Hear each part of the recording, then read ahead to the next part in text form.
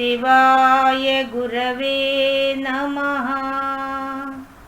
శ్రీమాత్రే నమః. శ్రీ గురుభ్యో నమః. అమ్మవారి స్వరూపాలను మీకు అందరికీ నమస్కారం అండి. ఈరోజు శివానంద లహరిలో 16వ శ్లోకానికి వచ్చాం. 16వ శ్లోకం.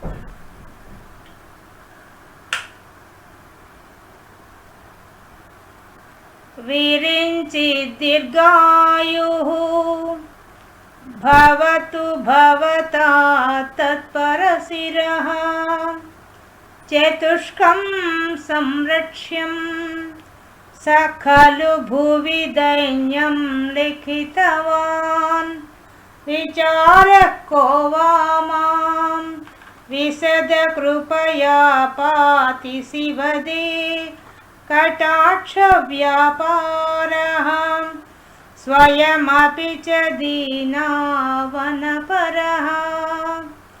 వీరించిర్దీర్ఘాయుః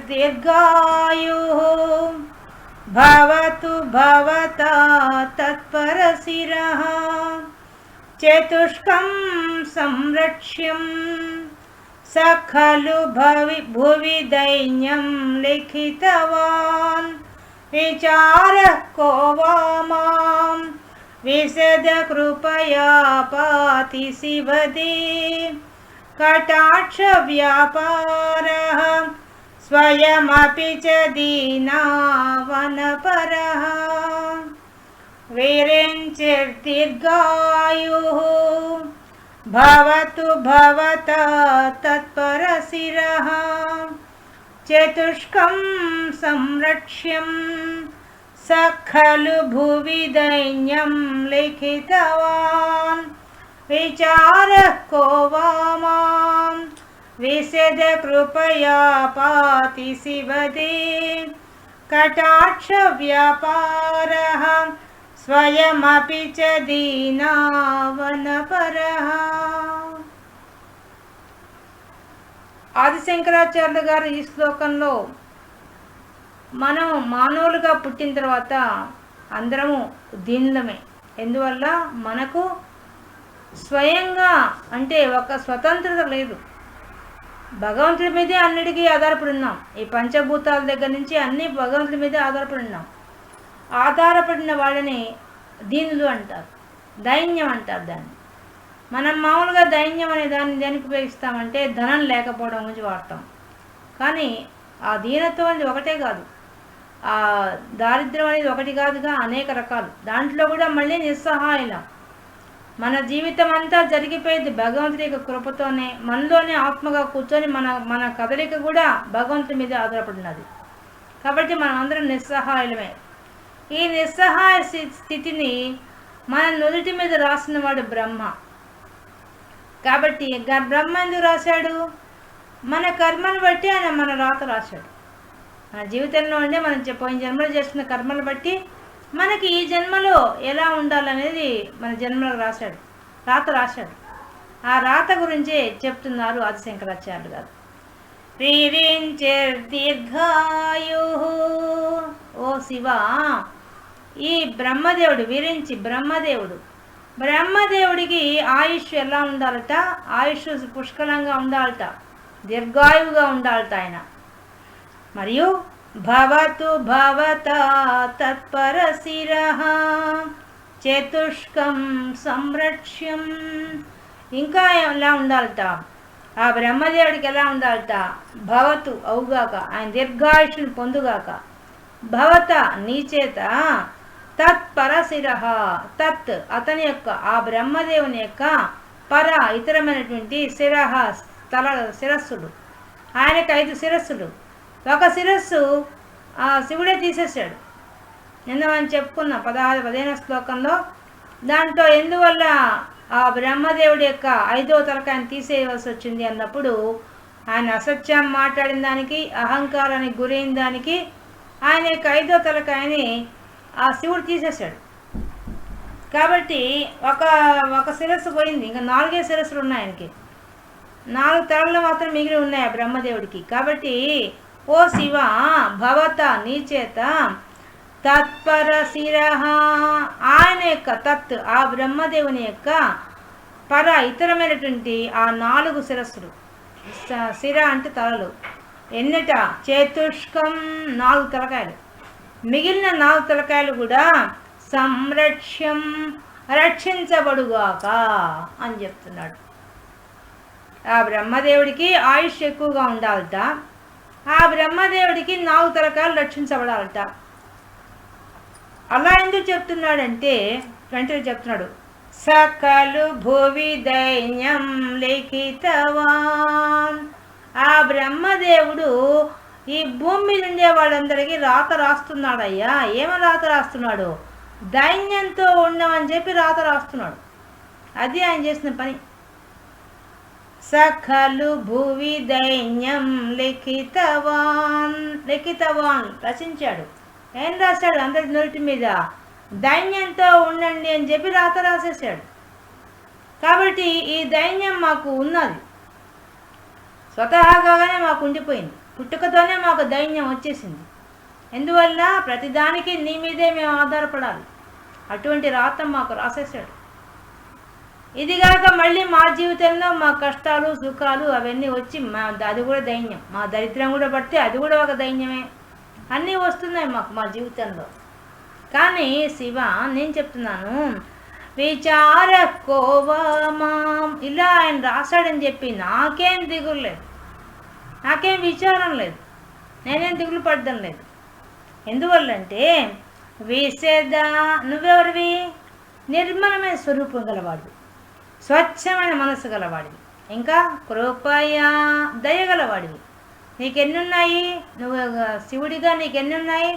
గొప్ప నిర్మలమైన మనస్సు ఉంది, గొప్ప దయ ఉంది. పాతి శివదే, ఇంకా శివ మంగళం కలిగించేవాడి నువ్వు. అందరికీ, మా జీవితాలు అందరికీ మంగళం కలిగించాలనుకునేవాడు. అటువంటప్పుడు నిన్ను ఆశ్రయిస్తే అప్పుడేమవుతుంది? కటాక్ష వ్యాపార, నీ యొక్క కడగంటి చూపు వాళ్ళ మీద పడుతుంది. ఎవరి మీద? నిన్ను ఆశ్రయించిన భక్తుల మీద నీ కడగంటి చూపు పడుతుంది. పడంగానే స్వయమపి చ దీనావనపర, ఆ దీనులైన వాళ్ళ పట్ల, అవనం అంటే రక్షించడం, దీన అవన పరహ, పరహ అంటే ఆసక్తి. నీకుండే లక్షణం ఏంటంటే దీనులైన వాళ్ళని రక్షించడమే ధ్యేయంగా పెట్టుకున్నావు. నువ్వు అదే పనిగా పెట్టుకున్నావు, వేరే పని లేదు నీకు. నీ ధ్యేయం ఏంది? నీ ఇంట్రెస్ట్ ఏంది? దేంట్లో ఇంట్రెస్ట్ ఉంది నీకు? దీనిలైన వాళ్ళని రక్షించడం అనే ఒక పెద్ద కార్యక్రమాన్ని పెట్టుకున్నావు నువ్వు. అందువల్ల మాకేం నష్టం లేదు. ఆయన మా ముఖం మీద దీనత్వం రాస్తే రాయిగా బ్రహ్మదేవుడు, కానీ మాకేం లెక్కలేదు. ఎందువల్ల? ఆ దీనత్వాన్ని పోగొట్టగల శక్తి నీ కడగంటి చూపుకుంది. నీకు అదే ఒక వ్యాపారంగా పెట్టుకున్నావు, అదొక వ్యసనంలాగా పెట్టుకున్నావు. దీనిని రక్షించడం అనే ఒక పనిగా పెట్టుకున్నావు నువ్వు. అటువంటిప్పుడు నాకేం నష్టం? ఇంకా ఏం రాస్తే నాకెందుకయ్యా? ఏ రాత రాస్తే నాకెందుకు? నువ్వు ఉన్నావు కదా. నిన్ను ఆశ్రయించేంత మాత్రాన నువ్వు ఆ రాత చెరిపేయగలవు. నీకు ఆ శక్తి ఉంది. అంతటి గొప్ప గనుడు నువ్వు. కాబట్టి ఆ బ్రహ్మదేవుడు ఏం రాత రాస్తే నాకెందుకు? నా ముఖం మీద ఆయన దైన్యం రాస్తే నాకెందుకు? రాయకపోతే నాకెందుకు? రాసినా నాకు దిగులు లేదు.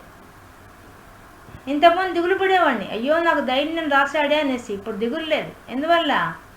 నీ కడగంటి చూపు నా మీద పడుతోంది, చాలు. దాంతో నేను ఆ దైన్యాన్ని జయించగలుగుతాను.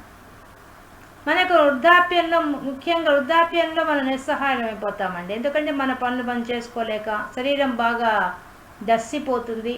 ప్రతి చిన్న పని కూడా చేసుకోలేనంత స్థితికి వెళ్ళిపోతుంది శరీరం. అటువంటి శరీరాన్ని మనం రక్షించలేము, నిస్సహాయం అయిపోతాం. ఆ సమయంలో కూడా రక్షగా నిలబడేవాడు భగవంతుడు ఒక్కడే. ఇంకెవరు నిలబడతారు? ఎవరు నిలబడరు. మనకు మొదటి వాక్యాలు చెప్తున్న విషయము, దీర్ఘాయు ఉండాలని చెప్తున్నాడు. ఎందుకు చెప్తున్నాడు? ఇంతకుముందు ఒక ఆయనకు ఆయువు లేకుండా చేసాడు. ఎవరికి? ఆ యమధర్మరాజుకి. అందరికీ మరణం ఇచ్చేటువంటి వాడికి మరణం ఇచ్చాడు శివుడు. ఎప్పుడు?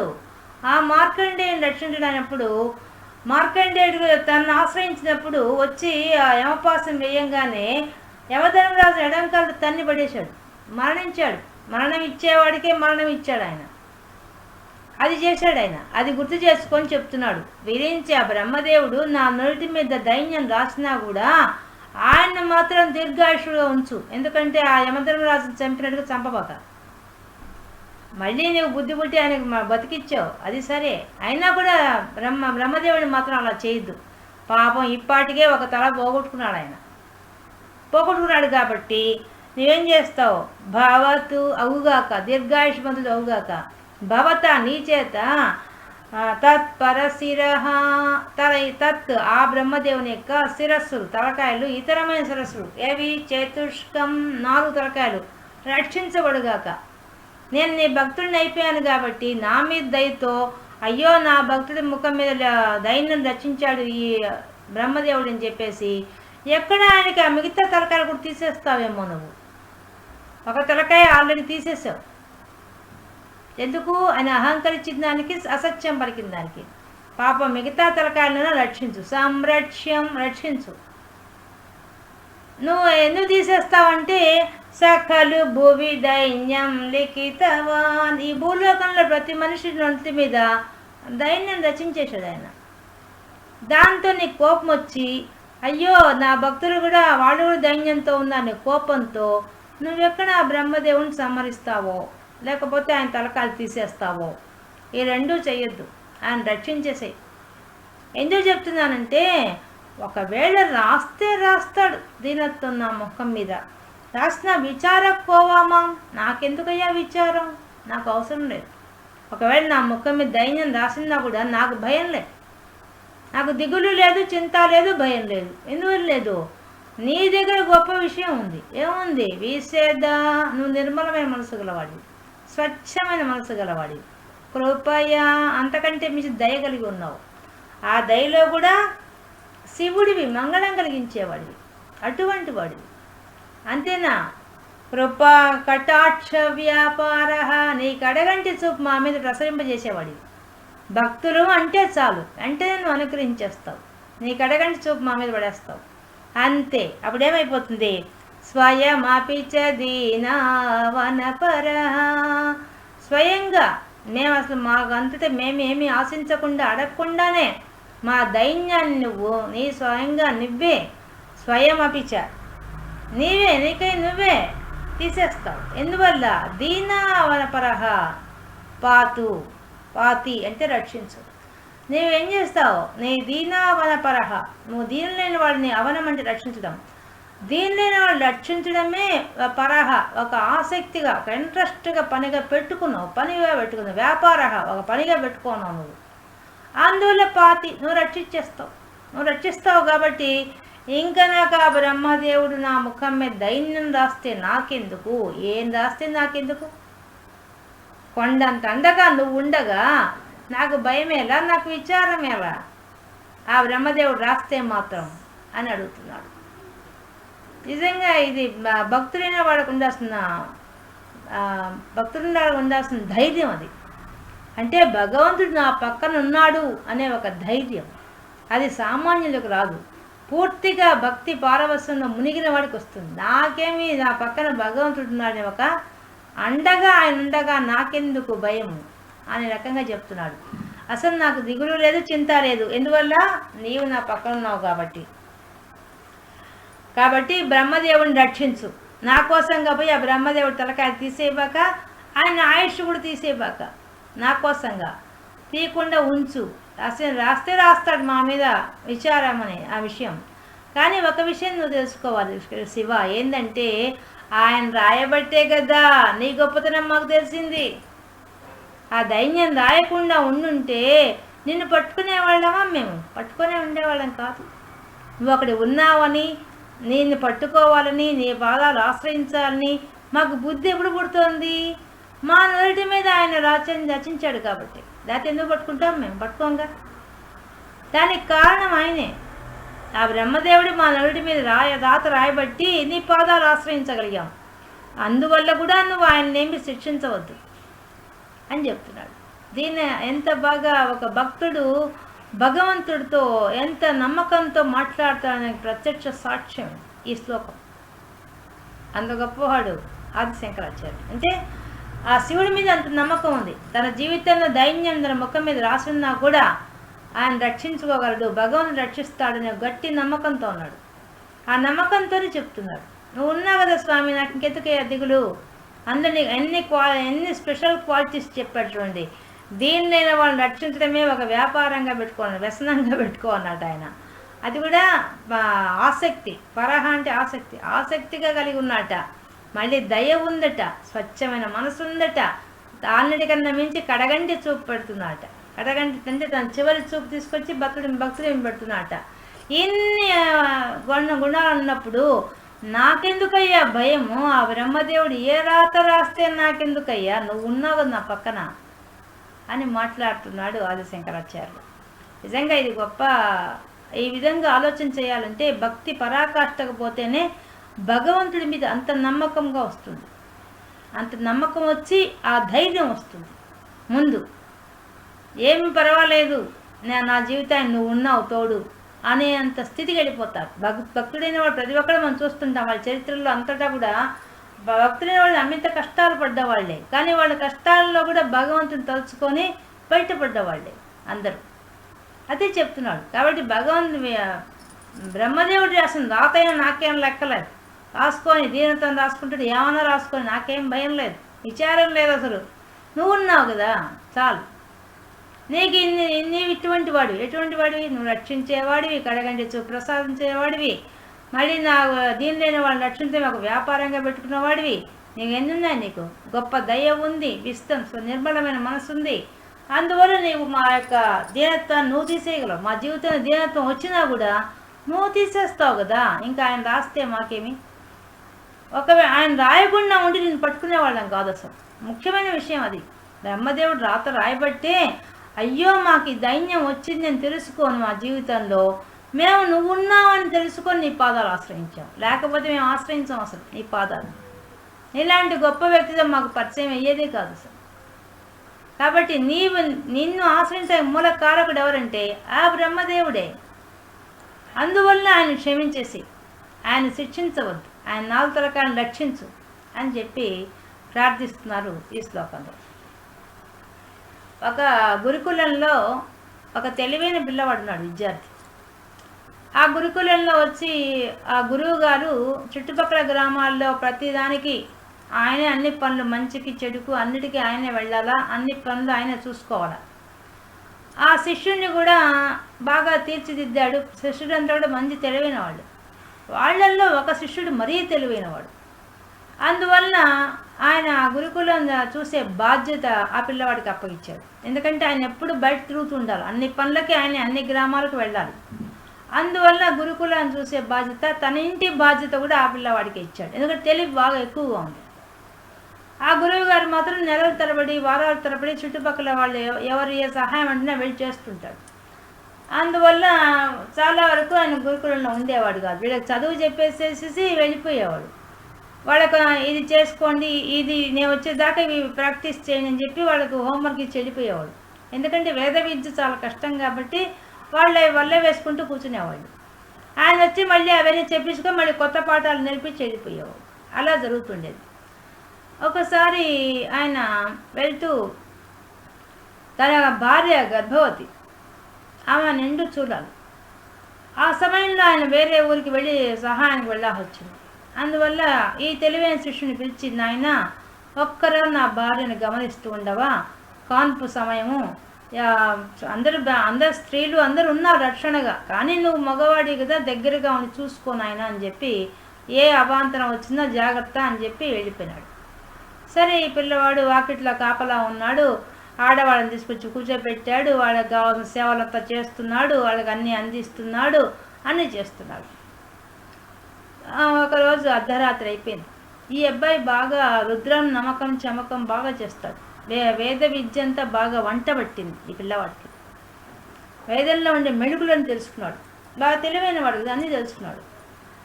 అప్పుడు అర్ధరాత్రి సమయంలో గురువుగారి భార్యకు నొప్పులు వస్తున్నాయి అనగానే ఇంకా అందరూ అలర్ట్ అయిపోయారు. నొప్పులు వస్తున్నాయంటే ఎవరికైనా భయమే కదా. ఈ అబ్బాయి కూడా నిద్రపోయేవాడు నిద్రపోకుండా వాకిట్లో కాపలా కూర్చున్నాడు, అందరినీ వేడి నీళ్ళు సిద్ధం చేస్తున్నాడు, ఏవో చేస్తున్నారు, వాళ్ళు చేసే కార్యక్రమాన్ని చేస్తున్నారు. ఈయన మా పిల్లవాడు మాత్రం బయట కూర్చో ఉన్నాడు. ఏం చెప్తుందో ఎలా జరుగుతుందో కానీ బాగా కావాలని కోరుకుంటూ కూర్చో ఉన్నాడు. అప్పుడు బ్రహ్మదేవుడు వచ్చాడు. బ్రహ్మదేవుడు ఈ అబ్బాయి కనిపించాడు. ఎందువల్ల? ఈ అబ్బాయి యొక్క సాధన వల్ల ఈ అబ్బాయికి ఆ బ్రహ్మదేవుడు కనిపించాడు. కనిపించగానే వెంటనే అతను లోపలికి పోతుంటే అడ్డగించాడు. ఆశ్చర్యపోయాడు, మానవుడేది నన్ను అడ్డగించేది ఏందని చెప్పి. అప్పుడు ఈయన ఆ పిల్లవాడు, ఎవరు నువ్వు, ఎక్కడికి పోతున్నావు అంటాడు. లోపలికి పోకూడదు, మా గురువుగారి భార్య కాన్పు సమయము, లోపలికి పోకూడదు అంటాడు. నన్ను అడ్డుగింటే నువ్వెవరు అసలు, నువ్వెవరు, నీకు నేనెట్ట కనిపిస్తున్నాను అంటాడు. కనిపిస్తున్నాను, మీరెవరు అసలు ముందు చెప్పండి అంటాడు. నేను బ్రహ్మదేవుణ్ణిరా, నేను లోపలికి పోవాలా అంటాడు. నువ్వు బ్రహ్మవా, నాకు కనిపిస్తున్నావే, నువ్వెందుకు పోతున్నావు అసలు లోపలికి అంటాడు. నేను ఎందుకు పోతున్నానంటే ఆ లోపల ఉన్న బిడ్డకు తలరాత రాయడానికి పోతున్నా అంటాడు. తలరాత రాయడానికి భయపడితే అసలు ఏం రాస్తున్నావు నాకు చెప్పు అంటాడు. అది దేవరహస్యం, మేము చెప్పడానికి లేదు, మా ధర్మాన్ని మేము నిర్వర్తిస్తాను తప్ప మేము ఎవరికి చెప్పేవాళ్ళం కాదంట. అట్టేది నువ్వు లోపలికి పోవడానికి లేదు, నాకు చెప్తే లోపలికి పోవాలంటాడు. ఇది ఎక్కడిది విషయం, ఇది మాకు దేవతలకు అసాధ్యం ఏముంటుంది, మేము వెళ్ళిపోతాం అసలు. అయినా నీకు ఇంత దివ్య దృష్టి వచ్చిందంటే నువ్వెంత సాధన చేసావో, ఎంత భక్తుడు అనే విషయం నాకు తెలుస్తున్నది. ఇంతకు నీ మాట వేదవాక్కులాగా నోట్లో వస్తున్నారు, నీ నోట, అందుకని ఆగాను. లేకపోతే నేను లోపలికి పోగల శక్తి నాకుంది, కానీ నీ వేదవాక్కులాగా నీ నోట్లో వస్తున్నది, నీ వాక్కు వస్తుంది, అందుకే ఆగాను. సరే, ఇప్పుడు ఏంది, నీకు ఏం కావాలంటాడు. పుట్టబోయే బిడ్డకి ఏం రాస్తావు నాకు అది చెప్పు ముందు అంటాడు. ఇది మేము ఎవరికి చెప్పడానికి లేదు నాయన అంటాడు. నువ్వు చెప్పకపోతే నేను లోపలికి పంపించాను అంటాడు. సరే చెప్తాను, కానీ నువ్వు ఎవరికైనా చెప్తే నీ తల 1000 ముక్కలు అవుతుంది అంటాడు. నేను ఎవరికి చెప్పను, కనీసం నా గురువు గారికి కానీ నా నాలుక దాటి ఎవరికి పోదు, నేను ప్రమాణం చేస్తున్నాను, చెప్పు అంటాడు. సరే, మీ గురువుగారి భార్యకి ఒక మగపిల్లవాడు పుట్టబోతున్నాడు. ఆ మగపిల్లవాడి యొక్క నుదుటి మీద నేనేం రాస్తున్నానంటే, అతడికి జీవితంలో పెద్ద అయిన తర్వాత ప్రతిరోజు కూడా అతని జీవితంలో ఒక మూట బియ్యము, ఒక దొడ్లో ఒక ఆవు, ఇదే వాడి యొక్క ఐశ్వర్యం, అంతే వాడి జీవితంలో, ఇంతకుమించి ఐశ్వర్యం లేదు వాడికి. అది రాయడానికి పోతున్నానంటాడు అని చెప్పంగానే ఇతను వదిలేస్తాడు. ఆయన పోయి రాస్తాడు, వెళ్ళిపోతాడు బ్రహ్మదేవుడు. ఈ పిల్లవాడు ఆశ్చర్యపోతాడు, ఇంత దరిద్రం ఆ పిల్లవాడికి, అయ్యో గురువుగారి కొడుకు ఇంత దరిద్రం ఉందా, ఒక మూట బియ్యంతో ఒక ఆవుతో కాలక్షేపం చేయాలా వాడు పెద్ద అయిన తర్వాత, ఎంత దౌర్భాగ్యవంతుడు అని బాధపడతాడు. సరే, కాలం గడిచిపోతుంది. మళ్ళీ ఆమె రెండో కాన్పు వస్తుంది. రెండో కాన్పు సమయానికి కూడా గురువు గారు లేరు, మళ్ళీ ఇతనే ఉండాల్సింది. ఉన్నప్పుడు మళ్ళీ బ్రహ్మదేవుడు వచ్చాడు, రాయడానికి పోతున్నాడు అప్పుడు వచ్చే సమయానికి. అప్పుడు మళ్ళీ అడ్డగించాడు. లోపల ఇంకే బిడ్డ పుడుతున్నారు, వాళ్ళకి ఏం రాయబోతున్నారు ఇప్పుడే చెప్పు నాకు అంటాడు. ఒకసారి అనుభవం అయింది తెలుసుగా బ్రహ్మదేవుడికి. సరే, ఈసారి కూడా ఆడపిల్ల పుట్టబోతోంది, ఈ ఆడపిల్లప్పుడు నేనేం రాత రాయబోతున్నానంటే, ఏమి ఒక పెళ్లి చూపులు అవుతాయి కానీ పెళ్ళి కాదు, ఈ రాత రాయబోతున్నా అని చెప్తాడు. చెప్పేసి వెళ్ళిపోతాడు. అయ్యో ఎంత దురదృష్టం, పెళ్ళే కాదా అమ్మాయికి, ఆడపిల్ల పుట్టింది కాక పెళ్ళి కూడా కాదా, ఇది ఎక్కడ దౌర్భాగ్యము, పాపం గురువుగారు ఎన్ని బాధలు పడతాడు ఈ పిల్లకాయలతో అని చెప్పి బాధపడతాడు. సరే, ఇంక తన ఒట్టేసి చెప్పేశాడు, ఇంకెవరికి నేను చెప్పడానికి లేదు, దాన్ని మింగేశాడు, ఆ విషయాన్ని ఇంక పడుచుకోలేక. తన యథాప్రకారంగా గురువుగారి దగ్గర అంత శుశ్రూష చేశాడు, విద్యలను నేర్చుకున్నాడు. గురుకుల విద్యాభ్యాసం పూర్తయిపోయింది. ఎవరి పాటికి వాళ్ళు వెళ్ళిపోయారు, ఈ పిల్లవాడు కూడా వెళ్ళిపోయాడు. వెళ్ళిపోయిన తర్వాత తన నిజ జీవితంలో భయపడ్డాడు, చాలా గొప్పవాడు అయిపోయాడు, మంచి తెలివైన వాడు కదా, గొప్పవాడు అయ్యాడు, రాజా ఆస్థానంలో ఉద్యోగం సంపాదించాడు, గొప్పవాడు అయిపోయాడు. కానీ ఒకరోజు గుర్తొచ్చింది, గురువుగారు ఎట్టున్నారు చూసి రావాల, వాడి పిల్లకాయలు ఎలా ఉన్నారు, పెద్ద అయినారు, పిల్లకాయలు పెద్దవాళ్ళు అయిపోయారు, వాడి పిల్లకాయలు చాలా కాలం అయిపోయింది. ఒక్కసారి వెళ్ళి చూసేస్తే బాగుండి వాడి జీవితం ఎలా ఉంది, పాపం బ్రహ్మదేవుడు రాసిన దాత ఎలా ఉంది చూసొద్దామని చెప్పి వెళ్ళాడు. వెళ్ళేసరికి గురువుగారి భార్య కాలం చేశారు, వాళ్ళు లేరు. కొడుకు ఉన్నాడు, కొడుకు పెళ్ళి అయినది, కూతురికి మాత్రం ఇంకా పెళ్లి కాలేదు, పెళ్లి చూపులు మాత్రం జరుగుతున్నాయి. ఆయన తెలుసుగా ఆ విషయం, బ్రహ్మరాత ఏం రాశాడు తెలుసుగా ఆ పిల్లవాడికి, అది గుర్తించాడు, ఓహో జరుగుతుందన్నమాట ఆ విషయం అనుకుంటాడు. మళ్ళీ ఈ పిల్లవాడిని చూస్తాడు, ఆ పిల్లవాడిని చూస్తే ఇంట్లో ఒక మూట బియ్యం ఉంటే సందులో ఒక ఆవు ఉంటుంది అంతే, ఏమీ లేవు, ఇంకా ఆ సంపద లేదు వాడికి. కనిపెట్టేశాడు. బ్రహ్మదేవుడు చెప్పినట్టే జరుగుతోంది అని అర్థమైపోయింది. ఇంకా ఆ పిల్లవాడిని కూర్చోబెట్టి, ఏం నాయన విశేషాలు, గురువు గారు ఎప్పుడు కాలం చేశారు అవి ఇవి మాట్లాడి, ఏంది నీవు ఇట్లా ఉన్నావు ఏంటంటే, నా దరిద్రం ఇలా ఉన్నది, రోజు ఒక మూట బియ్యం వస్తాయి, నేను పౌరోహితం చేస్తున్నాను, దాంట్లో నాకు మూట బియ్యం వస్తాయి, ఎవరో ఒకరు ఆవు దానం చేస్తారు, ఆవు వస్తుంది, అంతకుమించి ఏం లేదు సంపాదన నాకని చెప్తాడు. అలాగా నేను చెప్పిన పని చేస్తావా నువ్వు అంటాడు. ఏం చేయమంటావు అంటాడు. నువ్వు నా మీద నమ్మకం ఉంచి నేను చెప్పింది చేస్తే నువ్వు బాగుపడతావు. ఒకవేళ నేను చెప్పింది ఒకవేళ వ్యతిరేకమైన ఫలితం ఇస్తే దాన్ని నేను భరిస్తాను, నేను ఆ పూచి నాది, నేనే నీకు డబ్బులు ఇస్తాను, సరేనా, నేను చెప్పినట్టు వింటావని అడుగుతాడు. సరే, తెలుసు తన తండ్రి దగ్గర ఈ పిల్లవాడి యొక్క గొప్పతనం చూస్తున్నాడు అతను కొడుకు, అందువల్ల సరే చేస్తానంటాడు. అయితే విను, ఈ రోజు నుంచి నువ్వు ఈరోజు నీ దొడ్లో ఉండే ఆవును తీసుకెళ్ళి అమ్మేసి ఆ డబ్బు తీసుకురా, ఆ డబ్బులతో వచ్చేటప్పుడు కూరగాయలు సామాన్లు కొనుక్కొని వచ్చి ఆ డబ్బుతో నువ్వు తెచ్చిన వాటితో ఈ బియ్యంతో అన్న సంతర్పణ చెయ్యి, ఇంటికి బ్రాహ్మణులు పిలిచి భోజనాలు పెట్టని చెప్పాడు. సరే అని చెప్పి ఆ పిల్లవాడు పోయి ఆవును అమ్మేసి ఆ వచ్చిన డబ్బులతో వస్తున్న డబ్బులతోనే ఇంటికి కావాల్సిన 4 బ్రాహ్మణులకు సరిపోయేంత సామాన్లు, ఇంటికి వంటకు కావాల్సిన కొనుక్కొని వచ్చి ఆ మూట బియ్యం సరిపోతాయి, మూట బియ్యంతో అందరికీ భోజనం వండించే రకంగా ఏర్పాటు చేసి అందరికీ తీసుకొచ్చాడు. అందరికీ వాళ్ళు అనుకున్న బీద బ్రాహ్మణులు పిలుచుకొచ్చారు, భోజనాలు పెట్టేశారు. ఆ రోజు అయిపోయింది. ఆ రోజు సాయంత్రానికల్లా ఈ అబ్బాయికి మళ్ళీ యథాప్రకారంగా జీవితం ప్రకారంగా అబ్బాయికి మూట బియ్యము ఆవు రావద్దు. సాయంత్రానికల్లా ఎవరో ఒకరు వచ్చి, అయ్యా మా ఇంట్లో ఇవాళ తద్దినము, మీరు వచ్చి మా దగ్గర తీసుకోపోదు రండి సంహారాలని చెప్పి పిలిచారు. సాయంత్రం పోగానే ఒక మూట బియ్యం ఒక ఆవు ఇంటికి వచ్చేసింది. ఉదయం వాడు ఖాళీ చేశాడు, సాయంత్రం కల్లా 2 మళ్ళీ ప్రత్యక్షమైనవి. మళ్ళీ ఈ పిల్లవాడు ఏం చెప్పాడు, మళ్ళీ ఈ ఆవు నమ్మేసి మళ్ళీ డబ్బులు తీసుకొని వచ్చి మళ్ళీ సంతర్పణ చేయని చెప్పాడు. మళ్ళీ ఈ అబ్బాయి పోయి అట్లే రోజు ఇంతే, రోజు ఉదయం సంతర్పణ చేస్తాడు, మధ్యాహ్నం కల్లా సంతర్పణ అయిపోతుంది, సాయంత్రం కల్లా ఒక మూట బియ్యం మళ్ళీ ఒక ఆవు ప్రత్యక్షం అవుతాయి. మళ్ళీ అవి పోయి అమ్ముతాడు, మళ్ళీ తీసుకొస్తాడు. ఈ సంతర్పణ చేయడంతో వీడు సుఖంగా భోజనం చేస్తున్నాడు రోజు. ఇది జరుగుతుంది కార్యక్రమం. ఏదో ఒక కార్యక్రమం వాడికి మధ్యాహ్నం కల్లా వస్తుంది, సాయంత్రానికల్లా ఒక మూట బియ్యం ఒక ఆవు ఇంటికి వచ్చేస్తుంది. అది వాడు రాత. ఇక ఈ అమ్మాయి దగ్గరికి వచ్చాడు. ఈ అమ్మాయికి చెప్పాడు, అమ్మా నీకు పెళ్లి చూపులు వస్తున్నాయి కదా, చాలా వస్తున్నాయి పెళ్లి చూపులు కదా, నువ్వేం చేస్తావంటే ఒక రూల్ పెట్టు, వచ్చే పెళ్లి కొడుకు ఖచ్చితంగా నాకు ఒక పట్టు చీర, ఒక మంచి జాకెట్టు, పూలు, పసుపు కుంకుమ, ఒక చిన్న నగైనా సరే, చిన్న కమ్మలైనా సరే, ఏదో ఒక వస్తువు ఖచ్చితంగా తీసుకొస్తేనే పెళ్లి చూపులు రావాలని నియమం పెట్టు అని చెప్తాడు. అయ్యో నాకు పెళ్ళే కాకుండా ఈ నియమాలు పెడితే ఎవరు వస్తారంటే, నీకెందుకమ్మా నువ్వు పెట్టు, నేను చెప్పిన మాట చెయ్యి అంటాడు. సరే అని చెప్పి అప్పటిదాకా పాపం ఆ పిల్లవాడి భార్య ఈ అమ్మాయిని సతాయిస్తుంది. ఎందుకంటే దరిద్రంలో ఉన్నారు. ఈ అమ్మాయి ఒక అడ్డంగా అయిపోయింది వాళ్ళకి. పోతూ అత్త మామ ఈ దరిద్రాన్ని పెట్టిపోయారు, ఈ పిల్లని కూడా పోషించాల్సి వస్తోంది అని ఈ అమ్మాయి 4 మాటలు అంటూ చాకిరి చేయిస్తోంది వాళ్ళ వదిన. ఇంకా అమ్మాయి చాలా బాధపడుతుంది, ఆ ఇంట్లో కూర్చోంది. ఎప్పుడు పెళ్ళి అయిపోయి బయటకు వెళ్ళిపోదాం అన్నట్టుగా ఉంది ఆ పిల్ల. అది ఈయనకు తెలుసు కదా, అమ్మాయి రాతని తెలుసు, అందువల్ల ఆ మాట చెప్పాడు.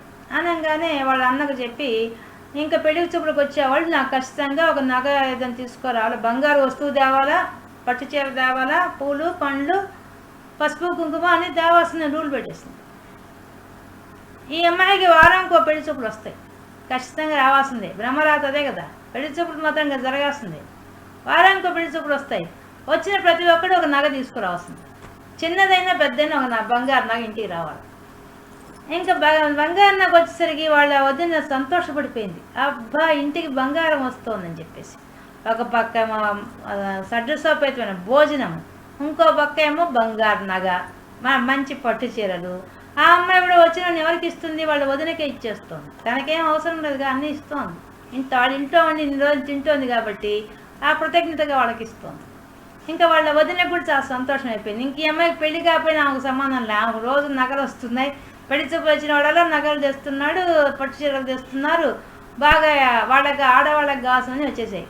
ఇంకా ఇబ్బంది ఏముంది, ఆమె సంతోషించిపోయింది. ఈ విధంగా ఇద్దరు సమస్య పరిష్కారమైంది. చేస్తే ఆ పిల్లవాడు ఇంకా మీరు ఇట్లాగేనే కాలం గడపండి, ఇది మాత్రం ఆ పిల్లవాడు చెప్పేసాడు, ఈ సంతర్పణ ఆపవద్దు, ఖచ్చితంగా ఈ సంతర్పణ చేయాల్సిందే అని చెప్తాడు. ఆ అమ్మాయి కూడా చెప్తాడు, ఎట్టి పరిస్థితుల్లో నీ నియమం దాటకూడదు, ఈ నియమం పెట్టుకొని పెళ్లి చూపులో ఖచ్చితంగా నువ్వు నగ తీసుకోవాల్సిందే అని చెప్తాడు.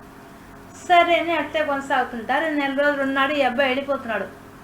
ఊరు చివరికి వచ్చేసరికి ఈ బ్రహ్మదేవుడు కనిపించాడు. ఓరి మానవుడా, అందుకే మేము ఎవరికి కనిపిస్తాము, మేము నురిటి రాత రాసేటప్పుడు నీవు మానవులు తెలివైన వాళ్ళు మాకు తెలుసు, నీ తెలివితో వాడిని బాగుపడిచావు, కానీ నా ప్రాణం పోతుంది. ఉదయం లేచి వాడికి ఎక్కడో ఒక కార్యక్రమం పెట్టి వాడికి ఒక మూట బియ్యము ఒక ఆవు సృష్టించా వస్తుంది, వాడికి ఏదో కార్యక్రమం పెట్టే వస్తున్నది, బెలే పెట్టావు నాకు. ఆ అమ్మాయి చూస్తున్న పెళ్లిగా రావట్లేదు, పైన ఆ అమ్మాయి కోసంగా ఒక పెళ్లి చూపులు రావడం, వాడికి ఒక నగ ఖచ్చితంగా వాడు ఇవ్వాలంటే రూల్ పెడుతుంది. ఇప్పుడు అది నేను ఏర్పాటు చేస్తున్నది, నాకు పనిష్మెంట్గా ఉంది కానీ వాళ్ళకేం లేదని చెప్పి అంటాడనమాట. అప్పుడు ఈయన అంటాడు, దాని వల్ల నువ్వు చిన్న మార్పు చేస్తే సరిపోతుంది అంటాడు. ఏందా మార్పు అంటాడు. ఏముంది, అతనికి దరిద్రం తీసేసాయి, నడిచి మీద రాత కదా నువ్వు రాసావు, దైన్యం తీసేసాయి, హాయిగా వాడు కొంచెం ఎక్కువ చేయబడలేదు, ధనం ఎక్కువ ఇవ్వమని నేను చెప్పడం లేదు, కొంచెం పెంచు వాడిది సరిపోతుంది, వాడికి ఇంకా అది చేయాల్సిన అవసరం లేదు. ఆ అమ్మాయి కూడా ఎవరో పెళ్లి చూపులు అక్కడ పెళ్లి చేసుకుంటే అయిపోతుందా, ఆ సంబంధానికి ఎందుకు ఇంత రాసి పెట్టావు అంటాడు. నాకు అర్థమైంది ఆ విషయము, నీ వచ్చిన తర్వాత నాకు అర్థమైంది ఆ విషయము. నేను ఎప్పుడో ఈ విన్నపాన్ని శివుడికి పోయి చెప్పాను, భూలోకంలో ఇది జరుగుతోంది, దీన్ని ఎట్ట మార్చకపోతే నురిటి రాత మార్చకపోతే జరగదు నాకు అని చెప్పి నేను అడిగాను. ఆ శివుడు కూడా ఒప్పుకున్నాడు, అదే ఇప్పుడు చేయడానికి పోతూ నువ్వు ఎదురుపడ్డావు నాకు అంటాడు. ఆ విధంగా ఆ పిల్లవాడు తెలివితో ఆ బ్రహ్మ రాతను బ్రహ్మ చేతే మార్పిచ్చాడు. అది కూడా శివుడి అనుగ్రహంతో. ఎందువల్ల ఆ అబ్బాయి అక్కడ శివుడి యొక్క ఆరాధకుడు. ఆ నమ్మకం చమకం రుద్రాభిషేకాలు చేసి సాధించిన ఫలితంగా ఆ శివుని యొక్క అనుగ్రహంతో ఆ ఇద్దరి పిల్లకాయల యొక్క నురిటి రాతను మార్చగలిగాడు. అలాంటి వాడు శివుడు. శివుణ్ణి ఆశ్రయిస్తే ఎంతటి దాన్నైనా సాధించవచ్చు అన్నమాట, నురిటి రాతను మార్పించవచ్చు, అంత గొప్ప స్థితి ఉంటుంది.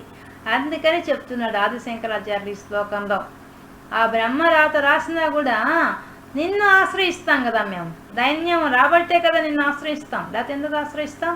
నిన్ను ఆశ్రయించడం వల్ల నీ కృపా కటాక్ష వీక్షణాలు పడి మేము ధరిస్తున్నాం. కాబట్టి ఆ బ్రహ్మదేవుడికి ఆయన యొక్క ఆయుష్ మాత్రం తీసేయబాక, ఆయన 4 తలకాయలు తీసేయబాక, నాకు అసలు విచారమే లేదు, దైన్యం రాసిన దానికి నాకేం విచారం లేదయ్యా అని చెప్పి ఈ విధంగా తెలియజేస్తున్నారు ఆదిశంకరాచార్యులు మనకి శ్లోకం ద్వారా. ఇది శివానంద లహరిలో ఈరోజు మనం 16వ శ్లోకంలో ఉండే విశేషాంశం తెలుసుకున్నాం.